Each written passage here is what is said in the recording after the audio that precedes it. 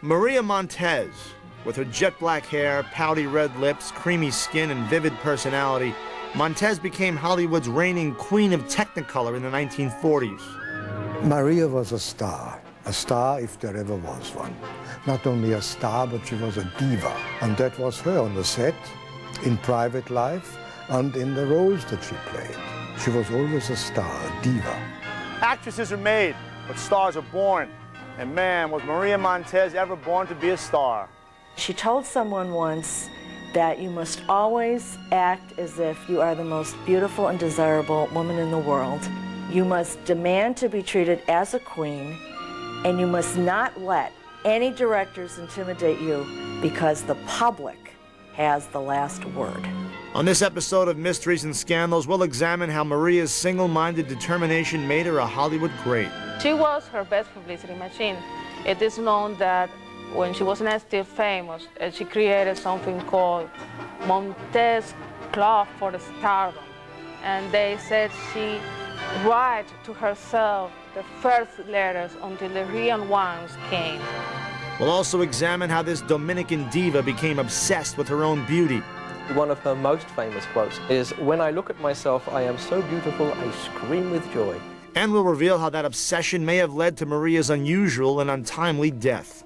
The De Gracia family, what we inherit is both grace, beauty, and intelligence, and a lot of gifts. And on the other side of that, almost as if we have to pay a price for it, there comes this sense of fate or destiny, which means that we can die early. She was sorry that she was leaving her behind, that sooner or later they would be together again, but that she just didn't want to get old. They never do.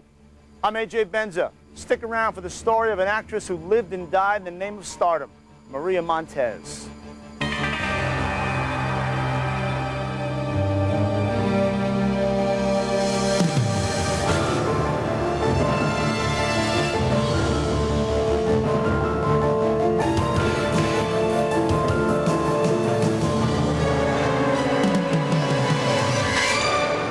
September 7th, 1951 was not a good day for Latin actress Maria Montez. In fact, it was her last. After a Hollywood career that had more sizzle than a hot summer day, Montez said farewell to the world in an uncharacteristically unexciting way. Movie historian Maria Chacha. Maria's two sisters were visiting her in her home in Paris, and of course Maria was known for these long baths in very hot water, apparently feeling that this helped her weight stay down. She did go and take a bath, and apparently after a certain point her sisters got a little worried because she'd been in there an awfully long time. They broke in, and she had apparently, it looked like she had drowned in the bath. Drowned in a bath? Come on, that sounds a little suspicious. It's hard to say if that was true or not. No one will ever really know what happened to her. It was very tragic. A tragic ending, yes, but just the beginning of our story about the mystery of Maria Montez. Author Vivian Perez profiled Maria. She was born on June 6, 1912, in Barahona, a town at the south of the Dominican Republic. She was the second daughter of 10 brothers and sisters. Maria, from the very beginning, wanted to be an actress. And in the area in which she lived, she was someone who was thought of as, quote-unquote, having the calling. Peter Ruby is the co-author of Hispanics in Hollywood. The story is that she taught herself how to speak English, reading magazines and listening to American pop songs. The starry-eyed beauty met and married Irishman William McFeeters in 1932. He worked at the National City Bank in Barahona. I think she felt lonely. She was already in her 20s, and it was not very weird in those times to get married very young. But it was something that would not last because she still had that dream of being a movie star. Maria got the 7-year itch right on schedule in 1939. She dumped her husband and decided to move to the U.S. She arrives in Manhattan and she decides to become a model. And she gets her picture on the cover of a magazine. Everything she did as a star before she even became a star. She had a wardrobe specially made for her. She had two maids to take care of her wardrobe. She had fabulous jewels. Everywhere she would go, she would always have at least 14 bags with all the things that would be necessary for her. Montez was more than ready for her close-up. The only thing she needed to do was catch the right eye. No problem. See, Maria had a knack for making a big splash wherever she went. Margarita Vicens de Morales is the author of Maria Montez, Su Vida.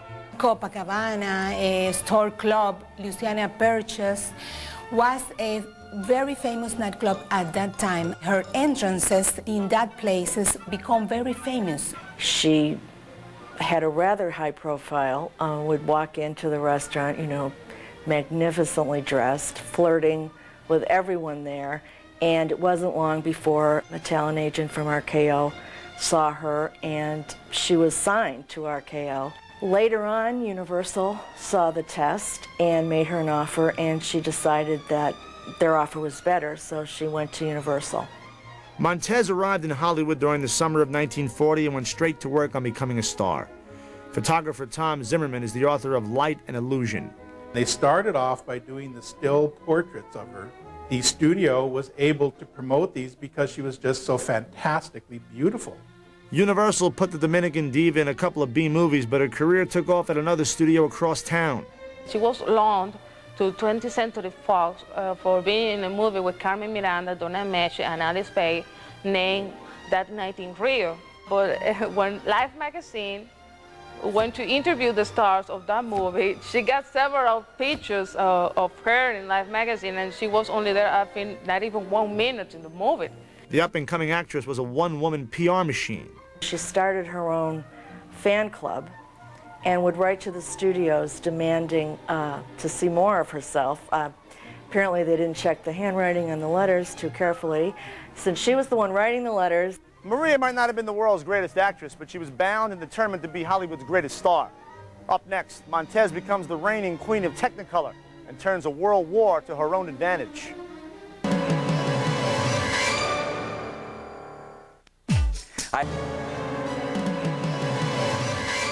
Aspiring actress Maria Montez arrived in Hollywood in 1940 and instantly became a legend in her own mind. You see, from the very beginning, Montez knew she was made to be a movie star. Actor Turhan Bey. Maria was known to carry herself like a princess. Anybody who can see her pictures and has seen her walk knows that this woman could not enter any kind of a room without calling attention to herself. Maria had a flair for the dramatic. Even reading the newspaper became an event.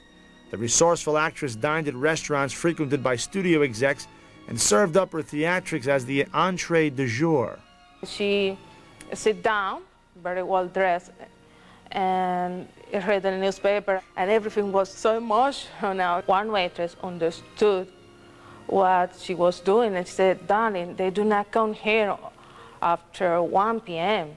So she just get out there. And after 1 p.m., she came back with another closer, very well dressed, doing the same number. A reporter for the Saturday Evening Post, a guy called Pete Martin, was reported to have said that when news was slow, Los Angeles editors would shout to their reporters, "Go to Beverly Hills and see what Montez is doing." And you could bet that Montez was always doing something. she was very sick one time and she let the press come into the infirmary, you know, and she was, you know, extremely ill. But talking to the press, they loved her. Universal cast La Montez in the 1942 blockbuster hit Arabian Nights. That was the one that made her famous. If you see the movies, at the beginning of Arabian Nights, it says John Hall, Maria Montez, and Sabu. But at the second movie, it was Maria Montez, John Hall, and Sabu. All the movies were Maria Montez first because she was the money maker. Journalist Bob Thomas. Nearly all of Maria's movies were in Technicolor, which was not very prevalent in those days. She was called a Queen of Technicolor because she was so stunning in color. When she was in Arabian Nights in 1942, one critic had a description of her that I think is perfect. Maria Montez comes through ably in a role that consists chiefly of looking ravishing in scanty Oriental costumes. This is also the movie which has got probably one of her most famous quotes, and there are quite a number. And this one is, "When I look at myself, I am so beautiful, I scream with joy." Unfortunately, Maria's fitness regime must have made her scream with agony. Maria Montez was extremely obsessed with her beauty. She had 2 masseuses who would work on her at once, and she would take scalding salt baths to keep her weight down. You gotta hand it to the lady. She really knew what she was doing. And when World War II broke out, the seductive actress became a favorite of the sex-starved enlisted men.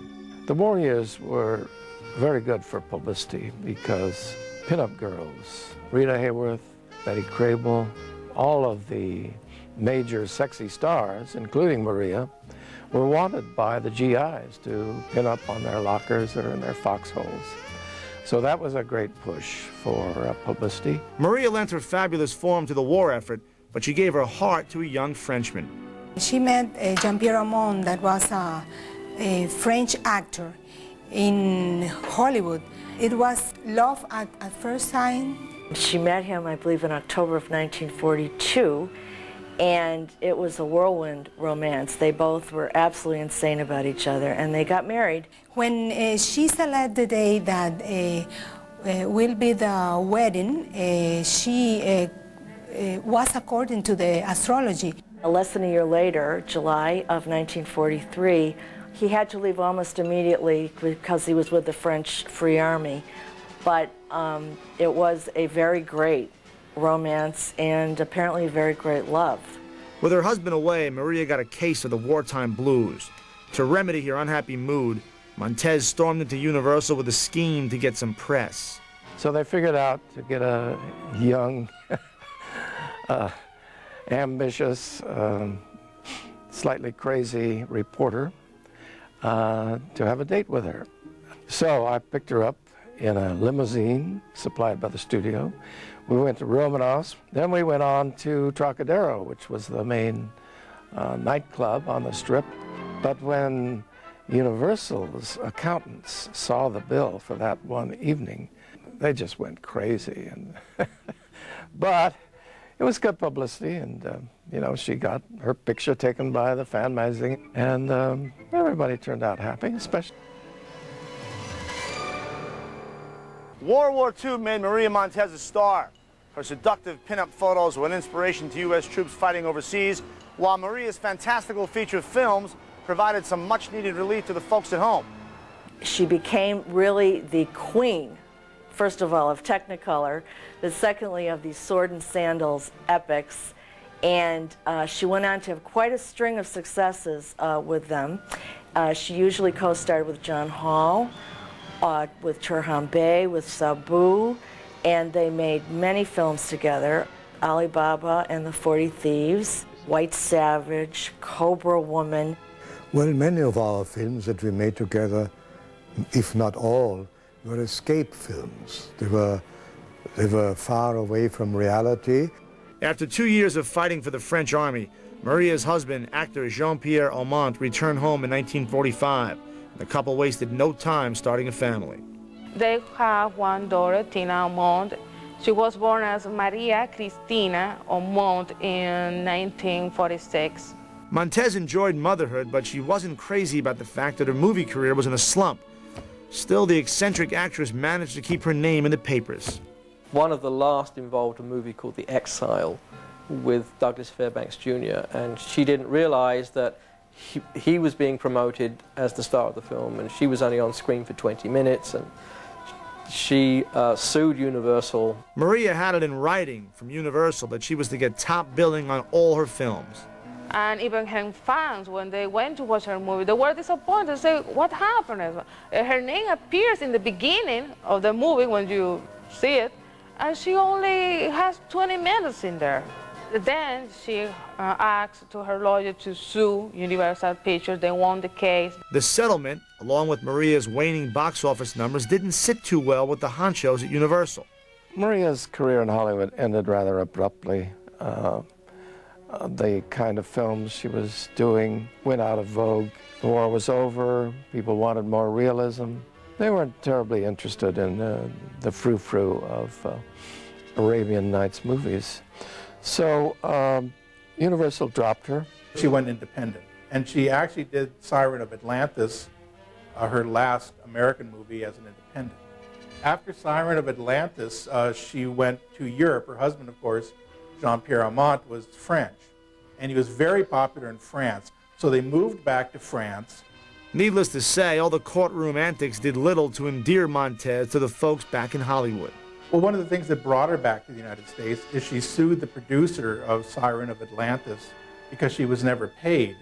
And the reason she was never paid is because the movie was just a complete disaster at the box office and nobody went to see it. So the producer lost his shirt on the film and never paid Maria, who was by far the main star. Maria Montez also embarked on a third suit in 1948.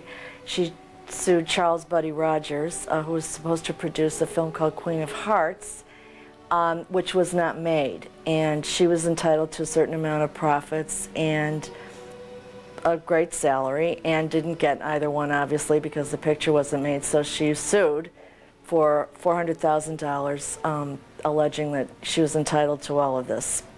Still, Maria won $38,000 from the film's producers in 1951. But courtroom victories would not keep Maria from the tragic destiny.